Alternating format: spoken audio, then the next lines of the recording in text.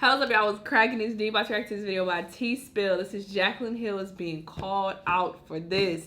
I don't know what's going on, but we're about to find out in this video. You know, I'm not too up to speed with, you know, the drama in the beauty community, but, you know, these reactions, they keep me up to speed with the tea or whatever.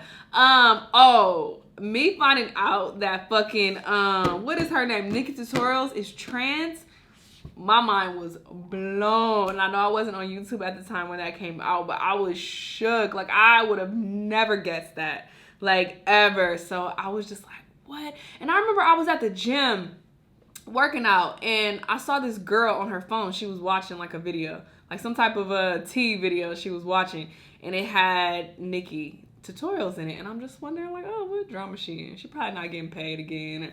You know, like, because she's been in drama in the past. I remember she had some issue with Too-Faced or whatever. So I was like, oh, it's probably something like that.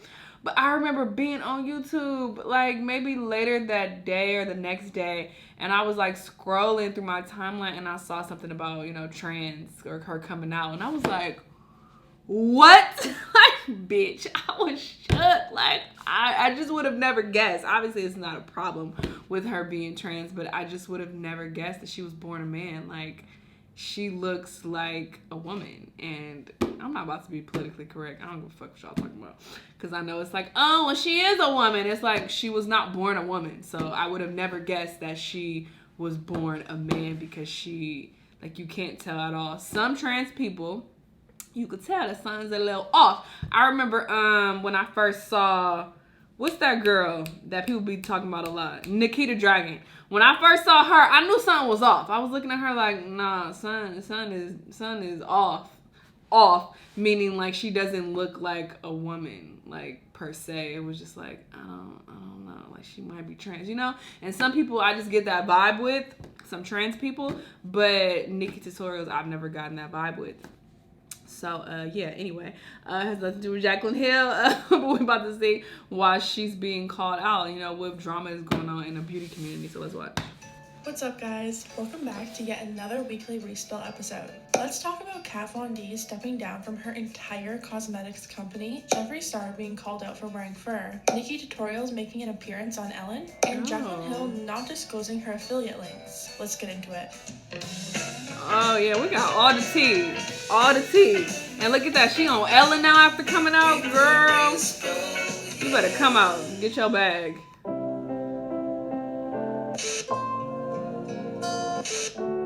Oh, yeah, Valentine's Day is next. We interrupt this program for a special news bulletin.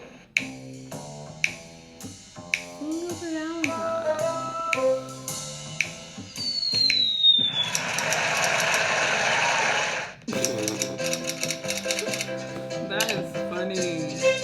Yeah, use your vibrator at home by yourself. There's nothing wrong with being by yourself.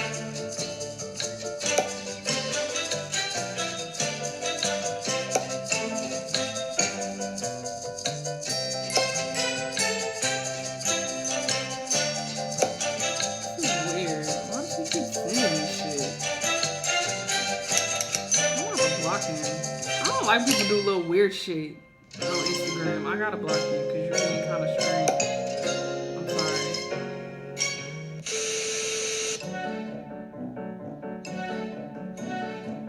12 years ago, Kat Von D launched Kat Von D Beauty and gained mass amounts of success after the launch of her tattoo liner. At one point in time, Kat Von D Beauty was one of Sephora's best-selling brands. That quickly changed in 2018 with one single Instagram post announcing that she wouldn't be vaccinating her newborn. After the news broke, many huge influencers started boycotting her products and even spoke out against her decision publicly. So this was a really great palette. This was the Saint and Sinner. What the fuck they gotta do with y'all?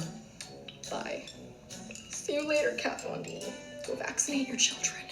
A lot of loyal customers Bitch, what is that? supporting her How is that products your as well, and her business? brand quickly became blacklisted in the eyes of people. Her products were popping up on the shelves of TJ Maxx and were constantly discounted at Sephora. What's over here? Oh my god, that is crazy.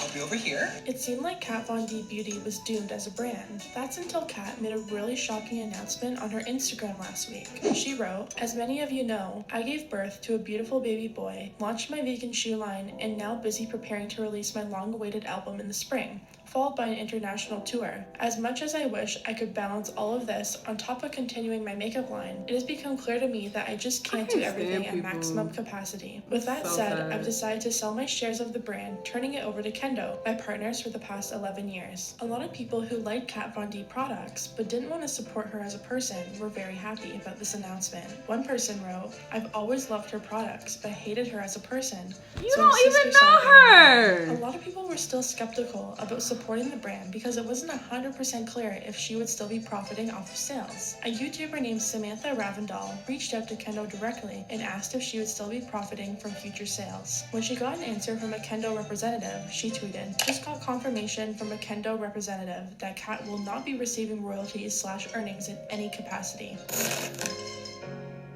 This is so fucking sad. Get a life, people. Get a fucking life. That is ridiculous. As most of you know, NikkiTutorials came out as transgender on her YouTube channel recently. That's In her wild. coming out video, she explains that she was actually blackmailed into coming out, and someone was going to release her secret to the world and accused her of lying to her audience. I'm here to share something with you I didn't watch the whole video. that I've always wanted to share with you one day, but under my own circumstances, and it looks like that chance has been taken away from me. There was a lot of speculation about who exactly the blackmailer was. Some people thought it was another YouTuber, while others speculated that it was a photographer that Nikki worked with in the past. One of the most popular theories was that it could be the owner of Too Faced Cosmetics' sister, Lisa Blandino. After Nikki's coming out video went live, Lisa said a lot of horrible things about her on Instagram, which ultimately got her fired from Too Faced. Fans started connecting the dots and were certain it was her. Although this week, Nikki went on Ellen to talk about her coming out video. You found out that someone was, they were blackmailing you and threatening to reveal something. Yeah. How did you find that out, and is that why you posted this? Well, a couple of weeks ago, I got emails from a certain person, and he was not okay with the fact that I was lying and wanted to expose that. So he had a very pressuring tone of voice, and he was like, if we don't get an answer by tomorrow, it's out. And I feel like his entire goal was with this to destroy my life. A plot twist. That didn't happen. No, it did not. After Nikki's episode with Ellen was shot, she took to Instagram Live to thank her fans once again and talked about how amazing the show was for her. So my segment is to be found online already. So if you really can't wait until the episode airs later today, you can find it on Ellen's YouTube. Now, I know a lot of people already found this segment because I went on my Twitter and I saw so many comments going like, oh my God, I'm so proud of you. You did so well. And I'm like, how? It's not airing until, how do you know how I did? What's going on? But apparently it's for the world to be seen already, so enjoy. That's what's up. Good for her.